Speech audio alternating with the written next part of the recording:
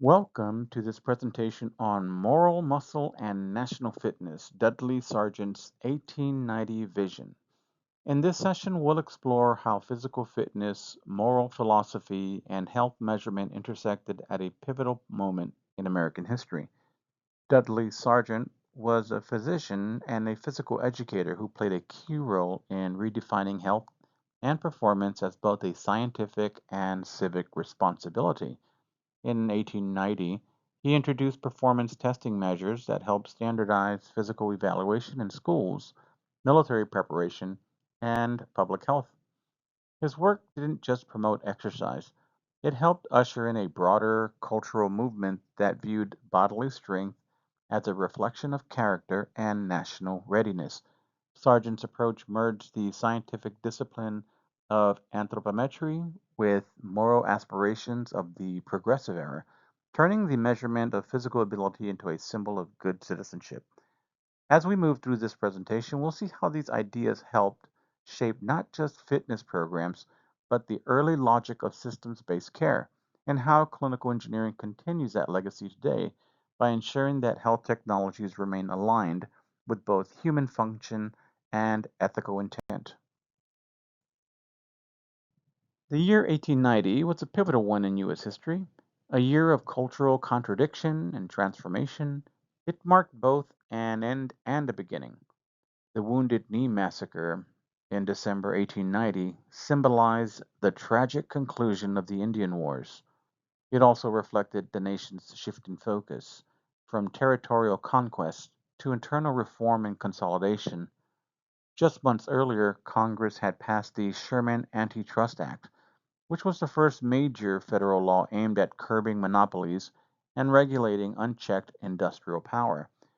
Together, these events represent two sides of a national identity in flux: the close of an expansionist frontier and the rise of domestic reform. Culturally, this period was deeply invested in ideas of discipline, order, and national strength. Physical fitness, moral character, and productive labor were seen as essential components of a thriving republic. Against this backdrop, the emerging focus on physical performance and bodily measurement wasn't just about health, it was about what it meant to be a citizen. People like Dudley Sargent tapped into this cultural moment, helping define the human body as something that could and should be shaped, evaluated, and improved for the good of the nation. In 1890, Dudley Sargent, again a Harvard physician and physical educator, presented a groundbreaking set of physical performance measures in the American Physical Education Association. His work helped standardize physical testing across educational and health institutions. Sargent's system introduced performance based evaluations that focused on strength, symmetry, endurance, and overall physical condition. These tests weren't just designed for athletes, they were intended for the general population, including students, workers, and soldiers. Sargent believed that everyone, regardless of profession, had a responsibility to maintain their physical condition as part of their civic duty. What made his work especially impactful was how it linked physical data to broader concepts of societal well being.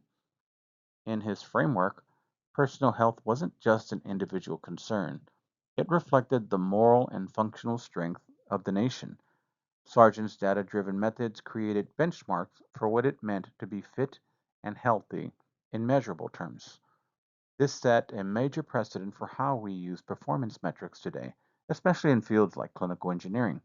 The idea that could be used to optimize health and predict risks, whether in a body or in a healthcare system, has direct parallels to how engineers now design, monitor, and maintain technologies to support human function. In the late 19th century, many reformers believed that moral and physical health were inseparable. Physical strength wasn't just about bodily ability, it was seen as a sign of virtue, self control, and spiritual discipline. Christian reformers, particularly those aligned with the social gospel movement, viewed physical education as a pathway to moral development. They promoted exercise programs in churches, schools, and settlement houses, not just to improve health outcomes, but to build character. To these reformers, measuring and managing the body was an act of both spiritual and social responsibility. A strong, disciplined body represented not just personal achievement, but alignment with higher moral values. The belief was that if individuals could master their bodies, they could master their desires, temper their impulses, and contribute more meaningfully to society. This thinking provided moral justification for health assessments and performance testing, and it helped create a culture in which measuring the body became a moral practice, reinforcing values of order, control, and accountability. These are many of the same values that clinical engineering still works within today, ensuring that technologies are ethically aligned with the human needs they are built to serve.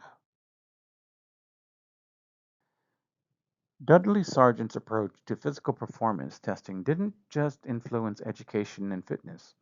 It quietly helped lay the foundation for how we manage and measure health in modern clinical environments.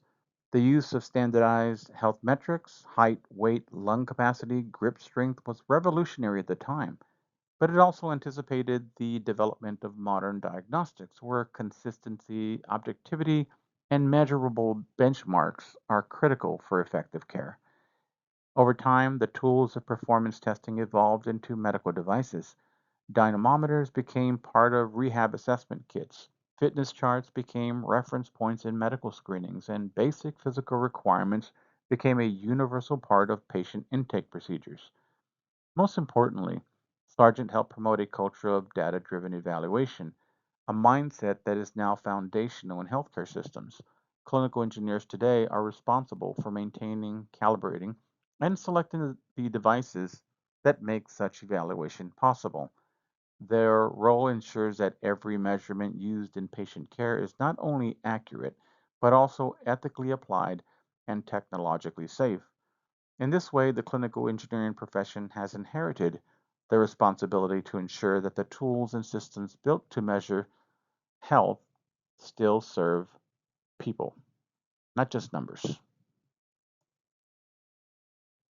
In conclusion, the year 1890 was more than a milestone for physical education. It was a cultural turning point that reframed fitness as both moral and measurable. Dudley Sargent's work brought together ideas that previously had been separate, right? Physical performance, spiritual discipline, and clinical precision.